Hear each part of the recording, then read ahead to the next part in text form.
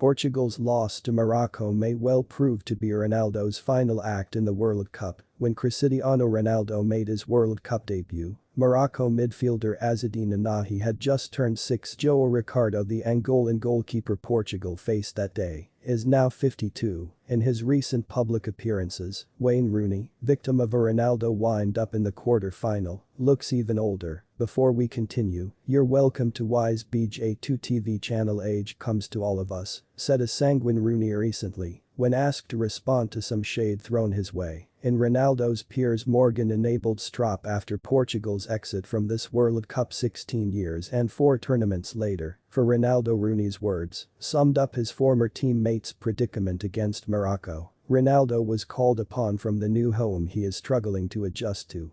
The bench. His appearance equaled Badr Al-Mutawa of Kuwait's 196 international caps. There may not be another for a player whose once invincible touch in front of goal has deserted him. He has taken the idea of raging against the dying light literally, but looks desperately out of form. Now he is also out of time. It must rankle to see Lionel Messi praised for his genius energy conservation when Ronaldo is pilloried for perceived laziness. It is not quite fair. I watched him closely in the group stages against Poland when he played as a sort of free-range target man, drifting out wide to offer his still immense physical prowess to bring down high balls and hold it up. It was a fairly selfless performance, but that is a role which does not really exist for any other player in world football, and for good reason. When he was removed, it was impossible to miss a new impetus to his team's attack. That suspicion was confirmed in the round of 16, when Ronaldo was dropped and Portugal tore apart competent Switzerland. They were accommodating with space for Ronaldo's team,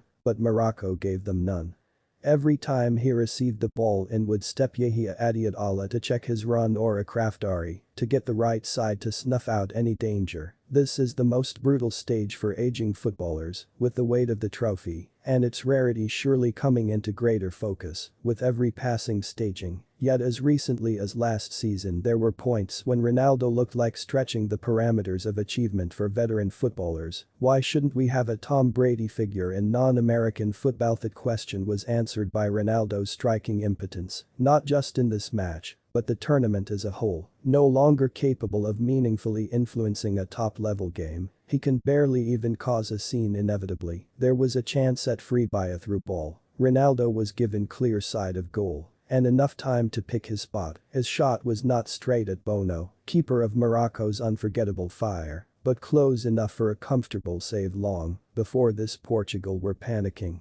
And none of it was Ronaldo's fault. Bruno Fernandes passed the ball to thin air beyond the touchline and immediately started clapping enthusiastically, as if to say no change to the plan, keep doing what we're doing, do not get sucked into this later. There was a wretched free kick routine instigated by Fernandes, 40 yards from goal, a failed 1-2 attempt which surrendered territory. Maybe now we can see why Ronaldo took so many of these, even if most were blasted into the wall. After falling behind, Portugal were unlucky, then wasteful and eventually clueless when faced with the most stubborn defense in the tournament. Such was Morocco's brilliance. There was no great shock when they saw the game out with 10 men. For Ronaldo mercilessly teased in less enlightened times, there were no tears on the pitch. Instead he waited until he was in the tunnel, an area once considered a safe space for emotional footballers. Unfortunately, television's endless encroachment means there are ultra high-definition cameras there too, so his misery was caught and broadcast to the world. For once, though the story was not about him, Morocco are the first African semi-finalists of this tournament, and Portugal have their version of England versus Iceland in 2016, a collective brain freeze, which will haunt all involved. Perennial protagonist Ronaldo's last act on this stage is a footnote. As much as the end of his World Cup career will hurt, that might be the most painful thing of all. Thanks for watching, and don't forget to subscribe. God